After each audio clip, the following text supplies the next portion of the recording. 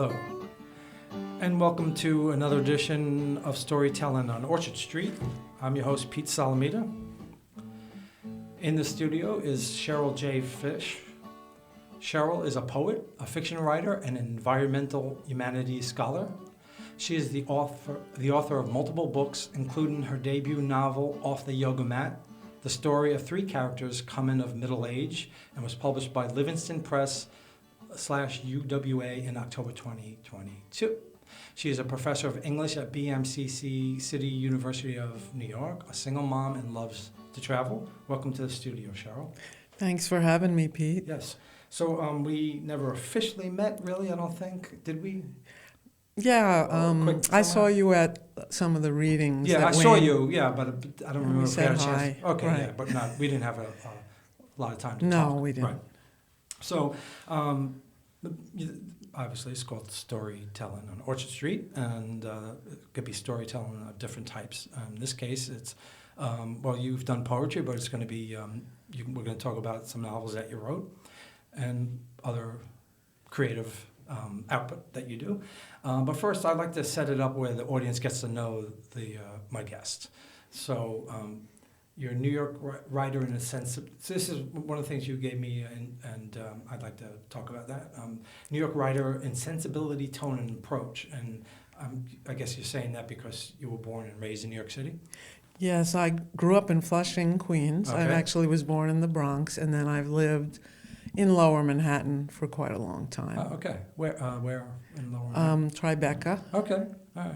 I worked in Tribeca for a short spell. And BMCC, Borough of Manhattan Right. Community College, is in the neighborhood too. Okay. So that's been So you have great. a long history. I do. Yeah, I right. do. And how does that work its way into your writing? Well, in Off the Yoga Mat, the novel starts in the East Village, actually, Okay. not far Right. from here, and the Lower East Side and East Village, because I hung out there in the Right. 80s and 90s. Right. I hung out at St. Mark's Poetry Project. I was a regular. I took workshops. I read at the Ear Inn in Dorinka and all the performance, and went to the Pyramid Club and the Mud Club, and ate at all the CBGBs. restaurants. I was at Michigan State, and I missed. I went to CBGB's, but not when all the famous people were there. It was a little. I missed that part of it too. Yeah, because that was the Right. 70s, Right. and Yeah, I was at college. I moved into Brooklyn in '79, so I kind of missed the tail end of that. But there was still, I still went to CB's for a bunch of things. Right. I got the end of Mud Club. Right. I was there okay. for like the Right. last year, and that was my favorite. I club. played at CB's actually, but it was a great stage. Yeah. It's amazing how. And how the bathroom was disgusting. Right. It's amazing that But like I would just say, just the street pulse of New York City is certainly in a lot of my poems. Right. And then in my novel, like the tone of the novel starts in the city, and Nate lives in a studio apartment because he's a graduate student forever, and he Okay. can't afford anything better, and he lives in like a tenement walk up. Right. And then Lulu Batencourt, the yoga teacher, she has a successful yoga studio called Two Squared. Okay. So it's on 2nd Avenue and 2nd Street. Right. And so it's that kind of feeling. Right. And then the book actually ends in New York as well, but then each character has an arc that takes them out of New York. Well, you have other books here. Is that also the case too? In those books, is there any influence or? Well, yeah, Crater and Tower is about 9/11, but Wow. juxtaposed with the Wow. Mount St. Helens eruption, Huh. because I live so close to that I couldn't talk about it. And then I went with other writers and scientists to Mount St. Helens in 2010, and that triggered this whole sense of loss and of Why'd you regrowth. go to Mount St. I Helens? went to be a writer in residence there. Wow. It was a very cool How long were you there? opportunity. It was a week, and there were like 12 writers, and it was the Pulse Gathering, which are scientists every 5 years study the changes since the eruption. The eruption was 1980, so they go back and they study habitats and species. Right. And we were invited to go on research with them. What did it look like, the landscape? Oh, it's charred. Right. It's even though it was 30 years later, that's why it triggered my 9/11. Right. It triggered my 9/11 memories, and Right. so Where were Crater. you when 9/11 happened?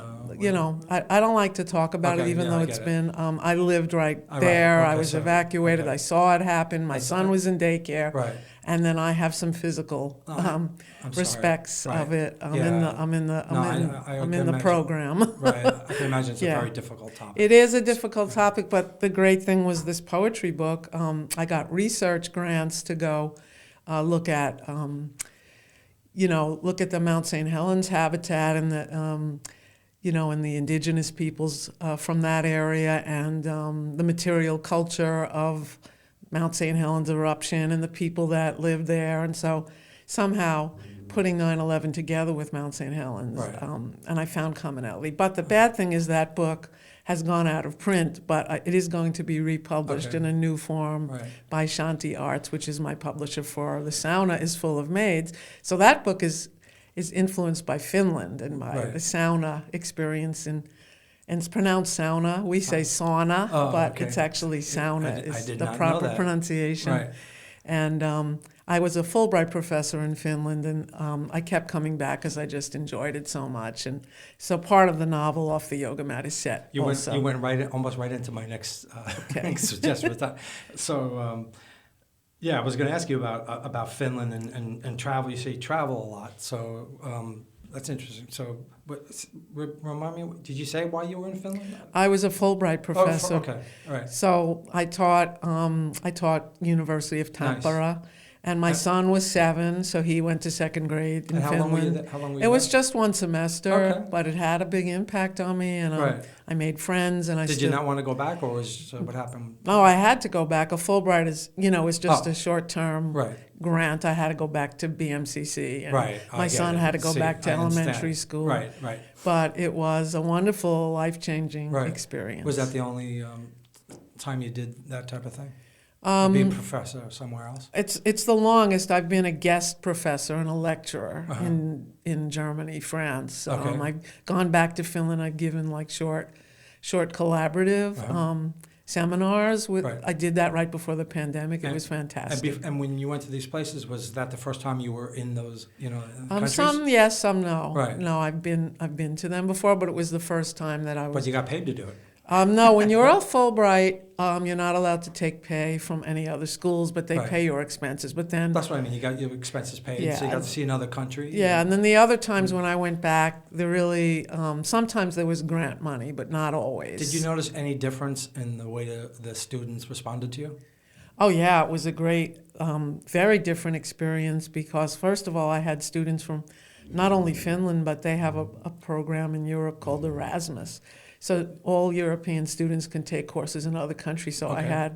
I had students from Russia. I had Wow. students from France. Okay. And so the students were all different. And they, in my course, I do ethnic American literature, and I expose them to like Langston Hughes' poetry. Wow, and geez, that's and awesome. some of them just weren't used to talking about race, I'll Right. tell you that much. Right. So I remember saying, well, I'm Uh-huh. here to expose you Right. to Why were they hesitant? It's not their. It's not their. well, in Finland and in a lot of Europe, it's just lecturing, and the students aren't asked to participate, Okay. and they're not asked to say do short assignments. It's mainly all the weight is at the end, like one big paper, Okay. and I made them do a lot more participatory stuff and okay. projects, and Wow.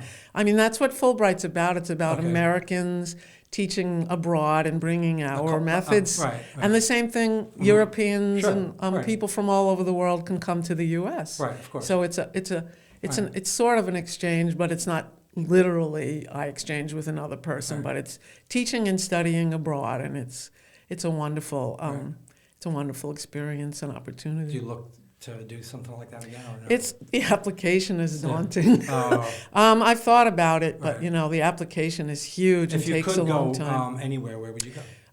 I don't know, I'm not sure. Yeah. So there's a lot of places that I would find interesting. Sure. Yeah. Out of the places that you went already, which one would you pick? Well, I've thought about going back to Finland because I have collaborators there, and I did a writing residency there in the north, and and I try to go to a place where I can possibly get a grant because it's really hard to get money in the humanities. There's not a lot of money. Right, of course. When you go, do you have any time to see a little bit of the countries that you're in? Yeah. I make sure that I do. Yeah. And A favorite yeah. experience that you had outside of the school? I've had lots of great experiences. I went dog sledding with my son. That Wow. was Finland? interesting. Yeah, and Yeah. even though that comes from Alaska, Right. they do it. And Right. then I wrote about the Sami people and film films about mining, protesting mining and Wow. extraction. And so some of my great experiences were when my Sami friends took me to their families, to their homes, to share, their cultural experiences with me. I felt really lucky. Then I went berry picking. I have a poem about my failure to be able to pick cloudberries because it was What's swampy. a cloudberry? Those the little yellow berries that are only in the north of the Nordic countries. What do they taste like? Oh, they're really good. You make like a jam out of them. Are they tart or sweet? They're in between, I would say. But yeah. like most people know lingonberries. Lingonberries I've are had like that. cranberries. Right. But the cloudberries are more unusual. They also make a liquor out of it. Oh. So maybe I'll read that poem if you want. I do. Because it's about Why don't you do it now? Okay. Yeah. It's about foraging because Yeah, in I love the it. Nordic countries, foraging for berries and for mushrooms is just a huge part of the culture. Right. Okay. Cool. All right. I'd love to hear that. Okay. And what book is that from? This is from The Sauna is Full of Maids, Okay. which came out in 2021 with Shanti Arts Press. Nice. Okay, so let me find that. Looks like you have some nice photographs in there. Oh yeah, I was lucky that this publisher included photographs as well. Nice. Most are mine. Are they yours? Yes. Oh. But I didn't know that I was, so it's amazing. I didn't know that I was going to have photographs That's great. in the book. So Right. I just used, a cell phone camera, but I got some great pictures. Yeah, I self-published, so I put photographs in. My next book, I want to put more. Yeah, I mean, it's hard to find a publisher that'll do that Yeah. because it costs more money. Right. So I feel blessed. Okay, sorry. Okay. Okay. We don't mind a little page turning. I'll show you the picture of Cool. these. So Right. these are I wonder actually. if it. Okay, hold on. Try. Let me see if I can do this. Yeah, that's the mushrooms on top and the cloudberries and hardly any in the yellow bucket. It's not a very full bucket. No, because I couldn't handle the conditions. Oh, okay. So Too hot or too cold? it was in Sweden, by the way, and it was in the Sami area of Sweden, and it was humid, and you pick them in a bog, so it was a lot of mosquitoes. That sounds and terrible. we wore boots and raincoats and the whole thing, but I still bailed out. I don't know how many foods I would be My interested to go friends through that. did it for 3 hours and Oh, came yeah. back with full buckets, and I lasted half an hour. So that's in the poem. Were they dressed better than you or something? No, we were all dressed the same. It's just that they are used to it. experienced. Okay. Okay. So foraging. With Auntie in the woods, I learned to spot Hercutati, a.k.a. Boletus edulis, a.k.a. porcini, mushrooms, large brown caps, tubes extending from underside. In Italian folklore, they sprout at the new moon. Saute them for a slightly nutty, meaty, fruity flavor. The small ones, maggot-free. Once I understand where and when they may appear, even late in the season, I am hooked. It takes patience, a good eye. With Lena and Kaiser, I'm eager to pick yellow cloudberries in bogs. We put on high boots, carry buckets to find them. Glamorous, rare, in a mosquito haze in the Swedish Sami area not far from Kiruna.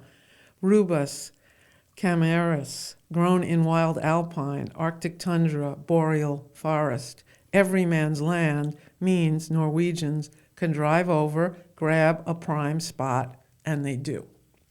Finns make laka liquor from these yellow berries. The soft, juicy, fleshy berry garners high prices in markets. Kaiser's mother, Anna, prepares jam and pancakes from the contents of their nearly full buckets. They serve me from this bounty, even though I did not pull my weight. Cool. That's great. So descriptive, and I'm learning something about food I didn't know. I used to be a chef. Oh, wow. Yeah. That's fantastic. Late in life, and that's the problem. I started when I was 45, and then my son was born a couple days later. Oh, It was too much, and I was a stay-at-home dad, and then I started a business, and then it was a lot. So But It would have been better to do when I was 20, Yeah. 25. I have in the fiction I'm writing now a character that wants to be a chef. Oh, okay. Yeah, and I watch a lot of the cooking shows. Okay, So yeah. the culture of the All right, chef. well, if you have any is- questions, let me know. That's when you're getting down to the book. Oh, that's great. Yeah, Thank you. Yeah. Thank you. I will. Yeah. So, so let's talk about the book, the new book. Okay. Unless there's anything about traveling, because that was the title, the subject I had here that you'd well, like to add that we might have Yeah, missed. Off the Yoga Mat also involves travel. Nora, who's one of the main characters, they're all turning 40. It's set in 1999 with Y2K approaching. Right. And they're all about to turn 40, and Nora wants to have a baby because, her biological clock is ticking, and her boyfriend, Nate, is not ready. He's the graduate student that is stuck. And so she gets the opportunity to work for Nokia in marketing. So she goes to Finland. So her experience as an American going over there is definitely plays a key factor. Okay. But then also Lulu, the yoga teacher, she goes to New Orleans in the novel, where she's from, Right. to help her mother. Her mother is sick, and she has an uncle in New Orleans, and it's an important trip for her because she was the victim of sexual violence as a child, and she's going to try to figure out what happened to her. So it starts in New York, but then all three characters kind of have a story arc that takes them out of New York. Okay. But talk about the yoga aspect. Okay. Yeah, so off the yoga mat is a term meaning, what kind of seva or service, selfless service do you do when you're not on the yoga mat? Right. And that's because, yoga in Western culture has become a bit fetishized and about fashion. Sure. It's still great and healthy, but it doesn't connect to the spiritual side of it. not as much as I think it should. Right. So off the yoga mat is more about the spiritual side. So I wanted to show in this novel how you could be both a physical person and a spiritual person. And Lulu's definitely troubled by her past, but she likes to help people and she wants to heal them as well as heal herself. And how long have you practiced yoga? I'm an infrequent practitioner of yoga. I've done it a long time, but I don't have a regular practice. I work it into my other exercise. I do the same. I've actually started to look into where I could take a class in my neighborhood that would fit my schedule, and it's been kind of challenging. Well, yes, and then some yoga is very difficult, and as you get older, some of the poses, some of them asanas are really hard. Yeah, but I think if you go to a class and you just do at your own level, it's funny, we're getting horns from the street. That's very New York. Yeah, you're getting a little taste of the Lower East Side here. We're on Orchard Street, right in the heart of the Lower East Side. This neighborhood used to be so different when I used to come here in the 90s. They have.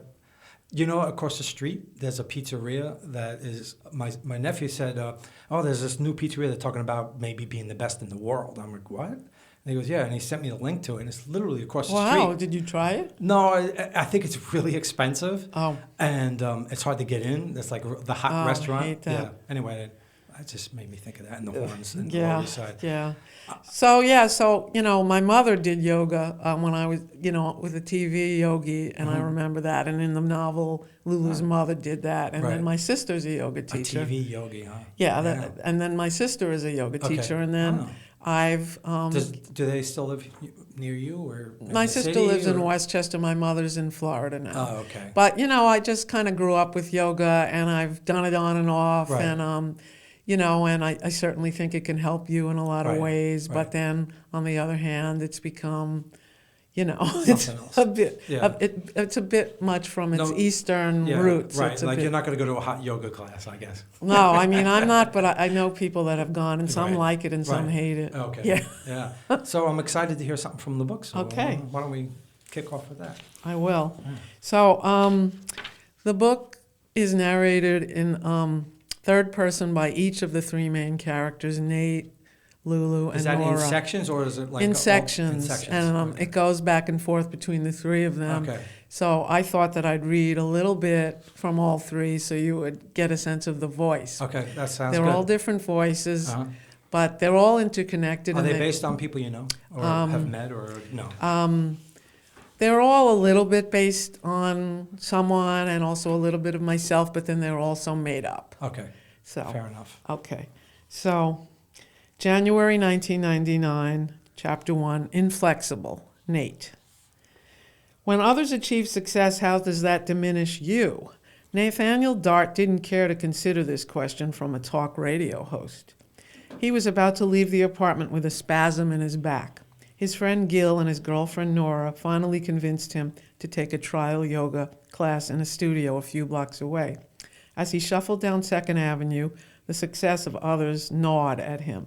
A cash bonus Nora received at the end of the year. She deserved the money for a job well done, but he hadn't grabbed her around the waist or smiled in a swell of support. Nor had he taken her out to celebrate. And when Gil won a lottery for affordable housing nearby, which meant more space and rent stabilization, of course Gil rubbed it in his face, mentioning Nate's dark studio apartment with moths burrowing in the closet. Nate had no choice but to resent him. One other victory throbbed against his bony vertebrae. His old study group mate, Monica Portman, had landed a teaching job in Boston, a position that Nate should have applied for, could have applied for, if only he'd finished his thesis. He struggled to accept Ralph Waldo Emerson's credo that envy is ignorance. So he goes to this yoga class. I'm going to read a little bit of how he feels in the yoga class. Okay. In the yoga class, tingling numbness ran down his legs, pain and trembling. He stood in the dark room. A teacher asked them to bend from their core towards the floor. He couldn't reach past his knees. I'm not a yoga guy, he thought. I have more in common with the Freegans. I should have never set foot in this dusty old hovel. He felt the others staring at him. Nate contemplated his future on all fours, doing cow and cat, rounding his back like a feline. Or should he flatten it like a bovine? Who named these postures? The students stood in unison, placing a bent leg along their thigh for tree pose. He grabbed a beam. Focus on one point on the wall, said the teacher, a strikingly fit woman named Lulu Betancourt, who welcomed them and insisted they obey their own bodies. Take a 3-part breath and be mindful. Let the air seep out like a leaky balloon. He filled his lungs, then exhaled. Relaxation could wash over him. Okay, so that's a little bit of Nate. What's a Freegan? Oh, I skipped that part. So the Freegans are these people on the Lower East Side and the East Village that dumpster dive. That okay. You used to see them around. I don't know if I ever heard that time. Okay, that term, they were really big when I was writing the novel. I remember dumpster diving, but so there were these people called Freegans, and they Uh-huh. considered themselves anarchists. They also would squat, and so they're in the novel. Okay. And Nate actually You're gets getting really New York City now. Nate gets involved with a woman who's a Right. Freegan, Okay. and it's about the waste in New York City. So it's Right. like a social issue, but I won't say too much about it. But some people feel that the Freegans were, they were emphasizing that there's all this waste that's still good food. Well, it's true. Right. Right. So Yeah. so that's one Right. of the things they Right. did. But then they also had other political I wonder issues. if they had anything to do with, because, there are like God's Love We Deliver. Of course, I think there's been more notice the last 20 years Definitely. of food waste. It's not enough, For by the way. example, I'm involved in this. There's this thing called Too Good to Go. I meant City Harvest. City Harvest. Oh, City Yeah, Harvest. they collect food Right. from restaurants. But there's Too Good to Go, which are you pay Mm-hmm. to get food at the end of the day, and it saves some food from being thrown away. So Okay. there's a Right. lot more now, but I used to see these Freegans, and I had a student in my class who made a video about the Freegans, Okay. so I got interested in putting it in the novel. Okay. Did you, when you're doing research for this, did you go into a dumpster to get the feel of it? No, I never did, but my characters do. Okay. They go in the All right, dumpster. so let's go to the next so character. next is Lulu, Okay. and that chapter is called Seva. All right. So, there may have been a connection between the yoga triangles Lulu demonstrated and her tendency to form love triangles. She had reveled in her share of risque encounters with men and women in the past decade. Now Lulu thought a brand new year leading to the millennium. Slow down. She'd miss meaningful coupling, enduring love. Of her many relationships, including a brief marriage to Wendell, none had stuck. She visualized herself in a playful dance with one who twirled her, pressed her close. She could shimmy out of that person's grasp without breaking eye contact, solo and yet mutual. Then it would be her lover's turn to shine, a complete being all alone. She refused to dwell on a recurring nightmare of a stout bald man taunting her in childhood. Lulu walked from her apartment on Avenue A and 12th Street to 2 Squared, her studio in a red brick building on the corner of 2nd Avenue and 2nd Street. Teaching and assisting others in a trial hatha yoga class created the space to breathe out her nightmare. That man had known her mother in New Orleans when she was little, after her dad left. Lulu stared at the assortment of men and women in the room. They had all shown up to check out a free sample class. She went easy, asked them to do a few standing poses. Then she worked on their cores, backs pressed on their mats. The chanting afterwards proved cathartic. The students, moved by harmonic vibration, sounded like a string quartet in a glade of trees. The tone of voices in unison, low and deep, formed a protective shield around Lulu. So that's a little bit about Lulu. Okay. And the third character, Nora. How did you get up the idea to do this from 3 perspectives? I wanted to tell, I wanted to tell these stories, and I was interested in how I could connect the 3 characters. And it took a while, and yeah, I bet it must have been kind of challenging. It took me 10 years to write the book because I was teaching full time at Borough of Manhattan. Sure, right. And raising my son on my own. Right. So and you had your hands full. I had my hands full, and How old is your son now? He's now 23. Okay, my son's 19. Yeah, but writing poetry I was able to do because it's shorter and it's more manageable. Of course, you could do it on a train or wherever in the movies. And even flash fiction, I write flash fiction. I write short stories, but a novel is a sustained it's more project. It's more. You have to be more focused and regular with your writing, right? Yeah. So anyway, this is Nora's first chapter, like Peary, but with panache. Mm-hmm.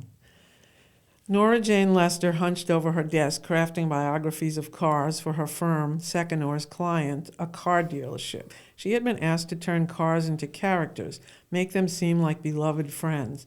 She'd been assigned this project by Seconor's vice president, Rebecca Mangum Chin, now heavily pregnant, who acted fake nice even when she was seething. RMC, the nickname they used for her, coddled demanding clients and expected Nora to follow her lead. "You're my girl," Rebecca said. Nora smiled when her boss singled her out and promised her a cubicle with a window. Real soon.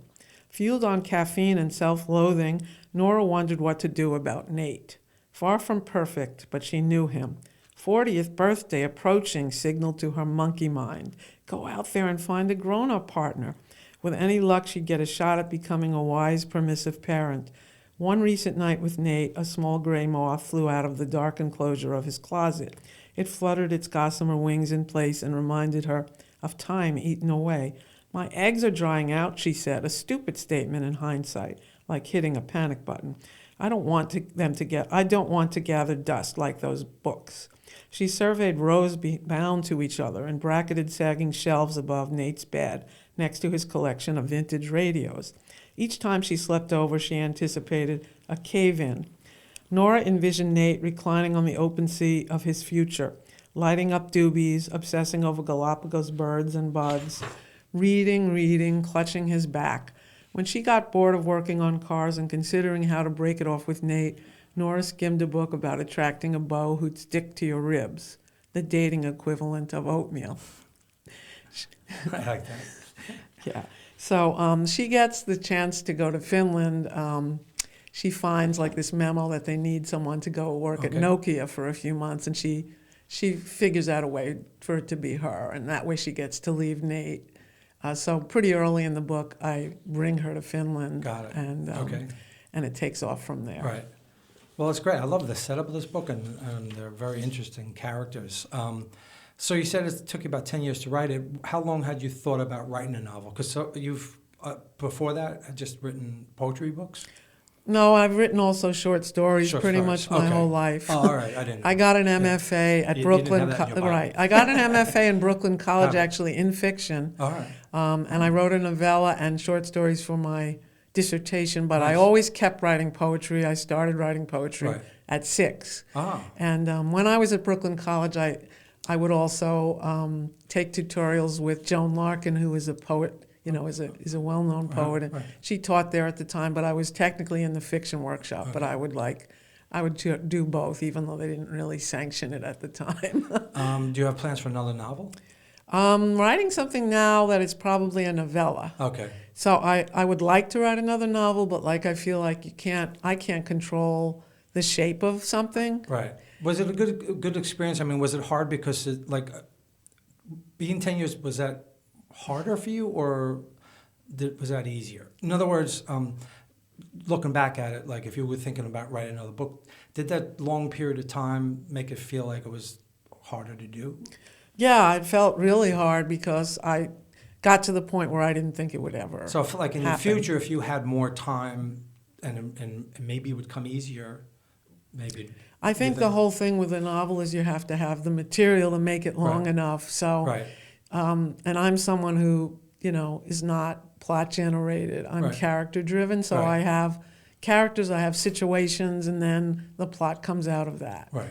So, so you wrote little sketches of the characters and I had then a made notebook. a way to weave it together. I had a notebook for a section for each of them where I'd have ideas of who they were, their background, what they're into. Right. I'd have ideas for scenes.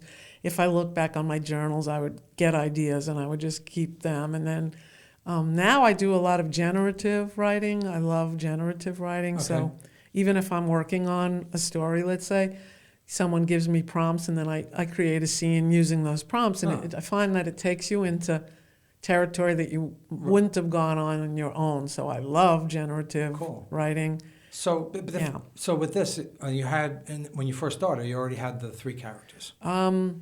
At some point, I had the 3 characters, but I'm just wondering if it got confusing a little bit as the years went by, because I don't know, time frame references, or did you see the characters in a different way? Oh, yeah. I threw out a lot of the drafts. I had material that I didn't end up using. I had some chapters were long. Now my chapters are pretty. At a certain point, I worked with someone who helped me to work on the pacing of the novel. And so I wanted it to move. And the people that read it now say it's a page turner. They can't stop. That's the kind of book I like. That's what I wanted. Right, yeah. But it didn't come easy. And at first, in early drafts, you just have to get out the material. Right. And then you need to get distance from it to be able to edit it and see what is not working. A dumb question. After it was released, published, and where is it available, by the way? Oh, it's available wherever you buy fine books. So it's the publisher is Livingston Press of University West Alabama. Okay. Then it's on Amazon. Bookstores, regular bookstores. This bookstore, P&T, should have it. They had copies of it when I read here. I hope they still have it. Okay. Some bookstores have it, but you can order it at a bookstore. Okay. You can also get it through. You can get it through the places that support independent publishing, like Bookshop. Right. It's SPD Books, small press distributors. You can get it there. Right. And how many months has it been out? It came out in the end of October. Okay. So a few months. Right. Yeah. So, do you have any interest in sitting down now that all that's out? I mean, I know that you're still out publicizing the book. I mean, you're here. I see you do readings and stuff like that. But what do you think it would be like for you now to sit down quietly and read it? Besides a quick you just sit read it like somebody else wrote the book. Because I've read it so many times, I probably wouldn't want to do it. Right. Maybe in 5 years. Maybe after you've stopped talking about it and you're on to other things. Because you just get so tired of your own work, and then you have to read it so many times because I edited it a lot. Sure. Right. And I had to hire someone. I didn't go with a big press that gave me all that. Right. So you get to the point where you're tired of reading it, but Well, the Beach Boys, if they were to get together and do a concert, they would do Good Vibrations. They wrote that in the 60s. That's a fantastic song. Yeah, so I enjoy reading from it, and I try to read from different chapters just to entertain myself and give different parts of the book. Right. I'm curious, have you thought of doing any read-ins at a yoga studio? I have done too, Pete. Oh, you have? Okay. And I'd like to do more if anyone listening and how does that work? wants to invite me. Right. So one of them was in Western Massachusetts, where I spent a lot of time, and it was a yoga teacher from a yoga studio. I didn't know him in advance, but I was looking for someone, and we did that at a bookstore, and he started with a small meditation in the chairs, and he had read the book. I read from it, and then he asked me questions about the characters and yoga. I have a way for you to travel.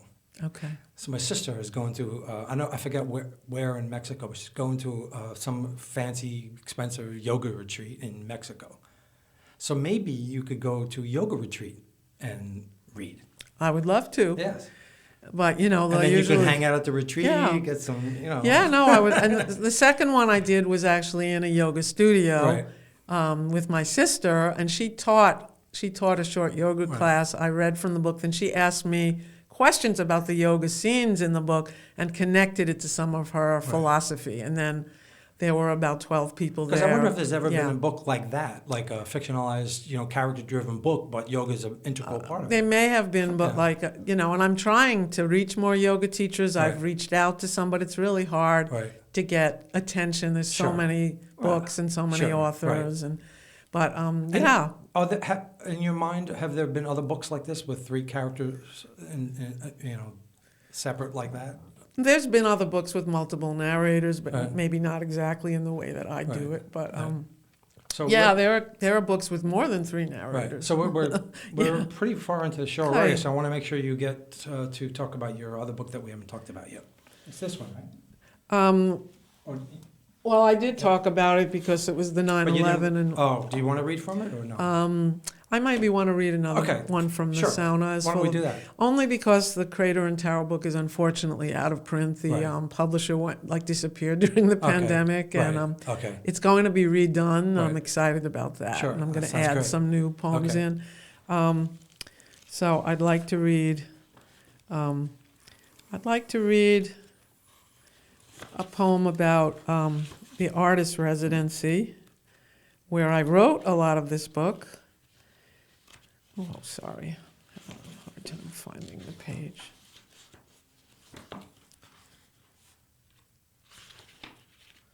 Okay. So I was at this artist residency for a month in 2018, so before the pandemic. It's in the north of Finland. It's a small town. Right. And it was so beautiful and inspiring. And also there were a lot of artists in that area, it turns out. Dumb question. Where you were staying, what was the landscape like? I mean, I can show you the pictures of it. So this... Yeah. Well, let me see. That's a big picture. So, so that's the river. How close were you to that? Very close. I was on the river. I'm going to show that. I'm going to get up again. I've never done this before. I was on the river. Okay. River Ioki. And you took this picture, right? Yeah. And see, that's the dock. That's beautiful. It was in the fall, but it's called, in Finland, the fall is called ruska. It's the time when the leaves are changing, and I have another beautiful picture of the ruska. I'm sorry, I lost your place. That's okay. I should have been more careful. I have another picture of the leaves turning in the book. You'll have to get the book to see that. I will. Okay. Maybe we could do a book swap too. Oh yeah. Okay.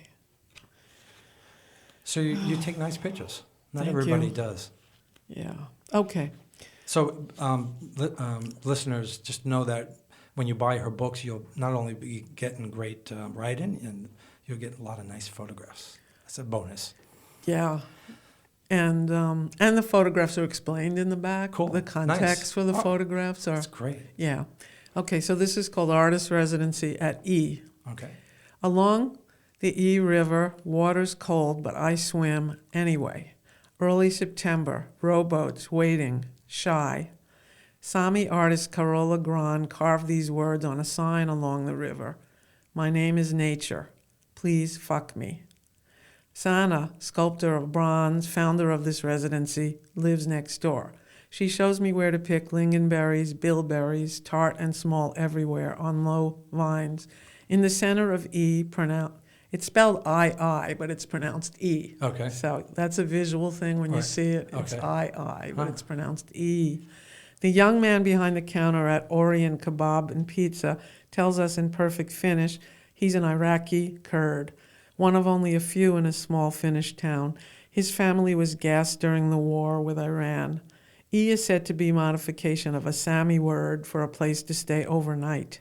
I stay for a month in the Northland to make bridges with words. air girl, water daughter, city dweller in the mushroom forest.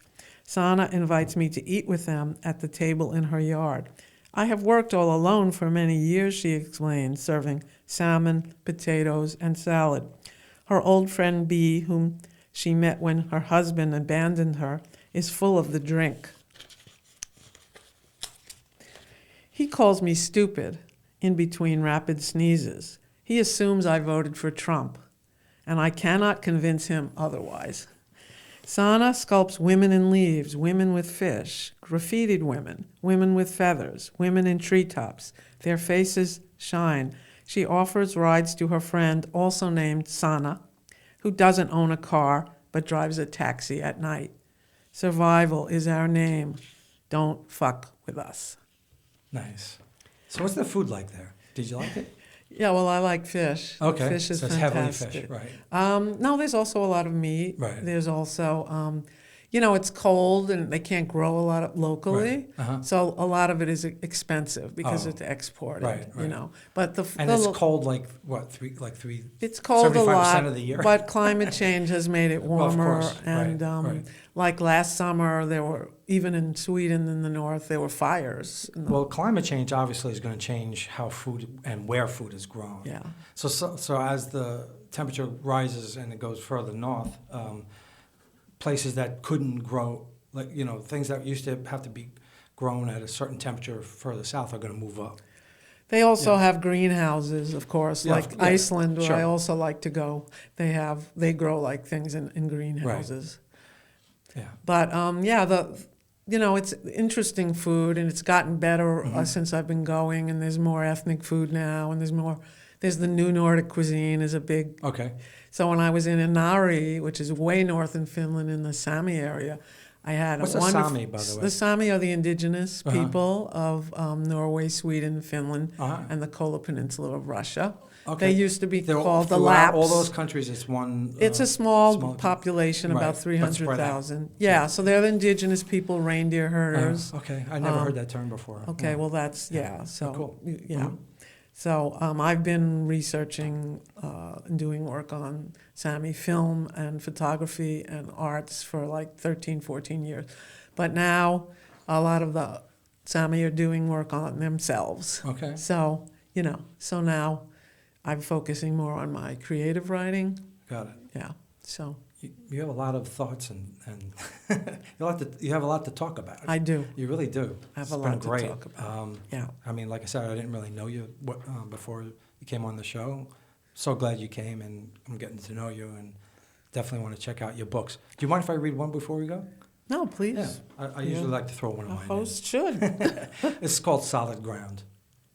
Apply and rinse, that's what the box said.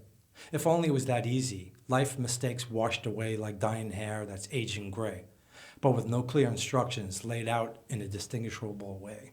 It's easy to get it wrong, some would say. Somehow I'm here in this place with time on hand, thinking about the brain space I currently inhabit, wondering if I should be somewhere else, finding my mind, drifting like a snapped tree branch, cascading on moving waters, and hoping I end up on solid ground someday.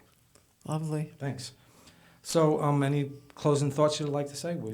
We've made it through the show already. It went fast. Yeah. Well, thank you for having me here on Orchard Street, and it's always fun to talk about writing and literature. And I'm usually a couple weeks ahead. I'm not sure exactly when this is going to be aired, so it's problem. probably going to be maybe 2 weeks or so. Okay. But you have anything maybe later in March or April? That Oh, you yeah, wanna, thank you. Sure. So I'm going to be doing an event at the New York Public Library Murray Street branch for Off the Yoga Mat.